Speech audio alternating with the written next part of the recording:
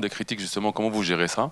Est-ce que vous êtes adepte du blackout, on va dire, Internet ou réseaux sociaux, ou c'est ouvert à tout le monde? Et l'autre question, c'est vous parlez justement de motivation, un trait marquant de cette compétition. Comment justement vous préparez les joueurs? Parce qu'on imagine que on s'engage pas à un tournoi pareil pour faire de la figuration. Ça veut dire que les joueurs, ils sont en principe ultra motivés dès le départ.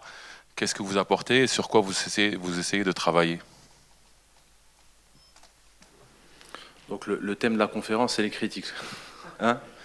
Non, non, franchement, j'ai l'habitude. Quand- Ouais, bien sûr, bien sûr. Non, non, il n'y a pas de souci. Moi, j'ai aucun complexe à parler de ça, hein. Au contraire. Comme vous m'avez connu en tant que joueur, je suis le même en tant qu'entraîneur. Voilà.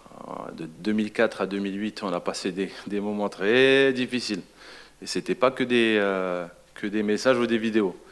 Donc, mais ça ne nous a pas empêché de finir très grand, entre guillemets, toute l'équipe. Mais voilà, je disais que justement, moi, ça me motive. Je suis vraiment pas réseaux sociaux, je fais pas attention, parce que je sais que le football, c'est toujours une remise en cause perpétuelle. Tu as l'opportunité de gagner le prochain match pour remettre tout dans les rails.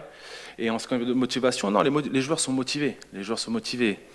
C'est juste que voilà, il y a eu beaucoup de joueurs qui sont venus en catimini, des joueurs qui ont joué, qui ont voyagé. Donc le premier match, j'espère que physiquement, ils ont eu du mal à rentrer dans le match, mais en termes d'attitude, ils sont motivés à rendre le peuple très heureux. Et ils sont conscients de cette compétition, de l'ampleur.